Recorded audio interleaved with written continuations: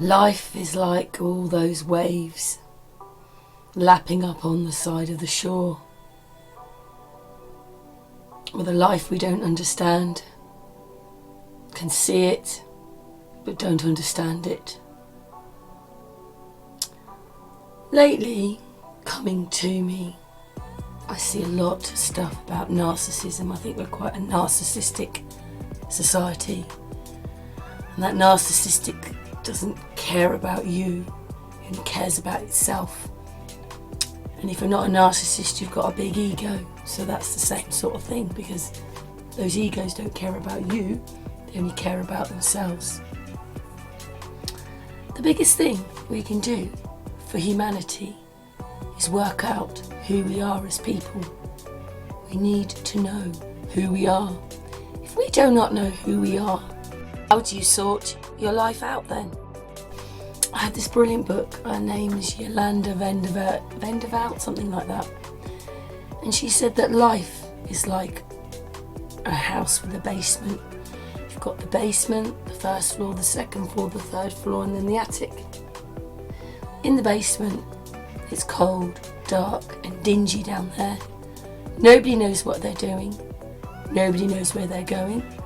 Everybody's bumping into each other. No one knows where to go and how to sort it out.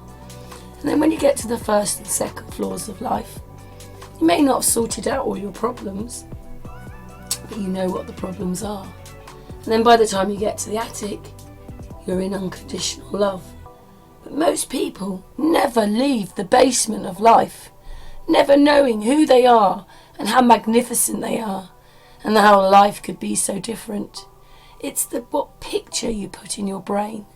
But you see, most people don't realise that there's thousands of hours of parental tapes running around your head. Just parental tapes, thousands of hours telling you what to do.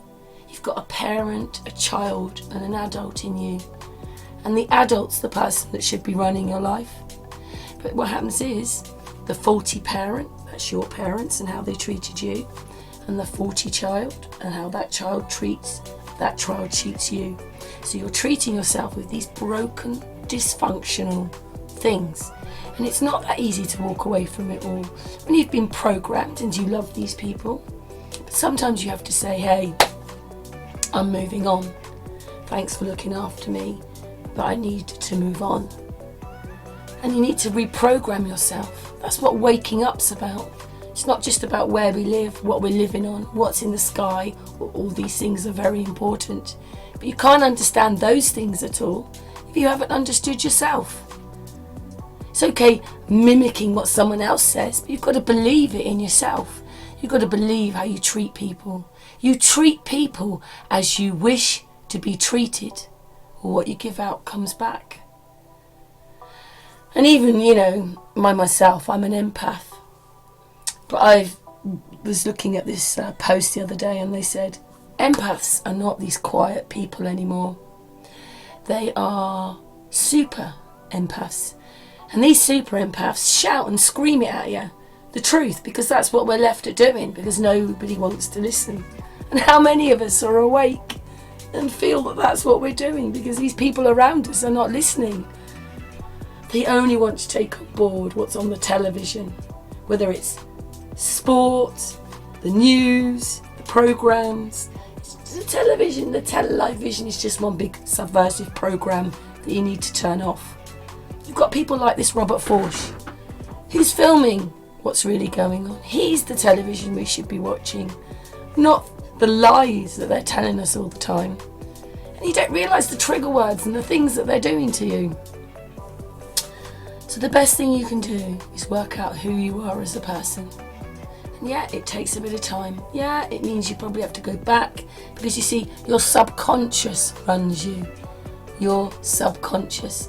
And if that is faulty, that's what runs your life. You're here and now, sucking it all in. It goes into your subconscious. And your subconscious is what runs your life. You need to sort your subconscious out. No, it's not easy. And along the way, we pick up addictions and habits. I myself, even from a little girl, wanted to help people. Whatever it was just wanting to help people and be nice to people. I can't help it, it's in my personality. But that doesn't mean who I meet is like that. Some people aren't very nice at all, and they give you all their problems, rather than being a whole person in the first place. Or it's really sad when you meet them and then there's all the problems.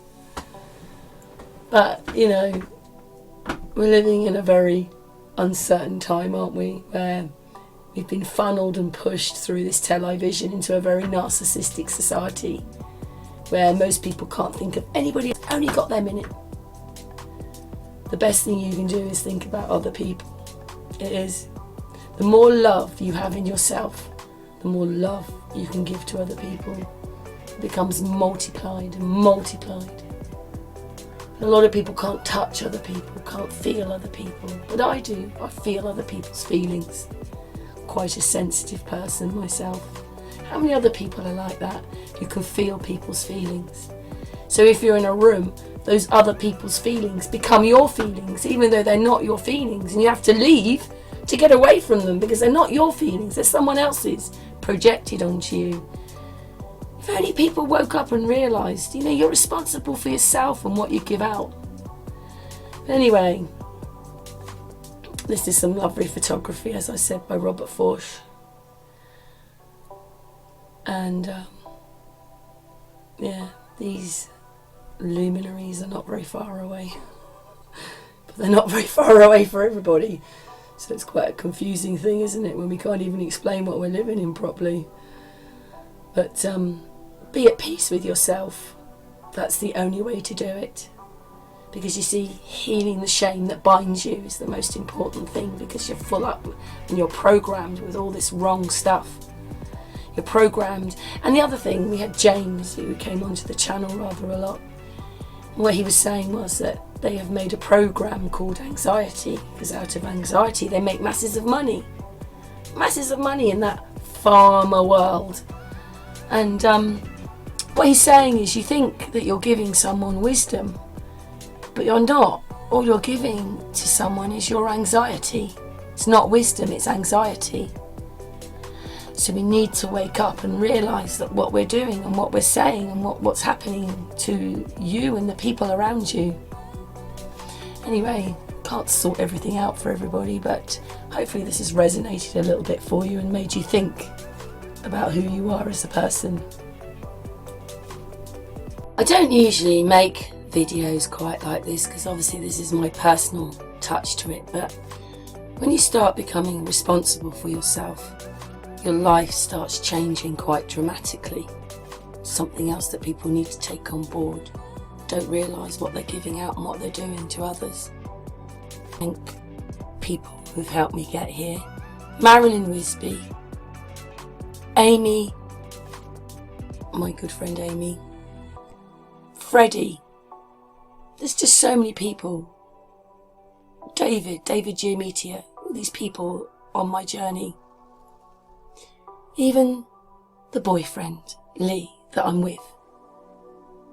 Claudia was telling me that everybody's got lessons for you. You have to learn lessons. If you think you've learned everything, you haven't. And if you're not learning every day, then you've learnt nothing. You die, you shrivel up, and life isn't. You've got to be happy for what you have. You've got to love yourself. If you don't love yourself, you can't love anybody else. You've got to love yourself. And it is hard.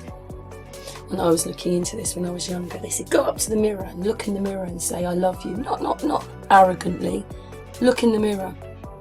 How many people can go up to a mirror and say, I love you, but mean it? A lot of broken people, and nobody's talking about all this. Anyway, as I say, thanks for watching.